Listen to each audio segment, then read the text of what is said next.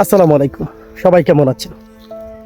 আমরা যারা প্রবাসে যাই বা প্রবাসে আছি, আমরা অনেকেই প্রবাসী অবৈধ থাকি, কিন্তু প্রবাসে বৈধ কাজের অনেক অনেক গুরুত্ব। কারণ বৈধভাবে যদি আপনি কাজ করতে না পারেন প্রবাসে গিয়ে, তাহলে আপনি কোনো কিছুই করতে পারবেন না, মানে কোনো কিছু শান্তি পাবেন না। তাই প্রবাসে গিয়ে বৈধভাবে কাজ করুন, এতে আপনাকে নিরাপত্তা এবং সুবিধা বাড়িয়ে দেবে। বিনা অনুমতিতে কাজ করা অনেক অনেক ঝুঁকিপূর্ণ, কারণ অনেক বাইরে আছেন, এক জায়গায় যান অন্য জায়গায় বিনা অনুমতিতে কাজ করেন, অনেকেই এভাবে কিন্তু বিপদে পড়ে যায়। নিজের ও পরিবারের ভবিষ্যৎ সুরক্ষিত রাখুন।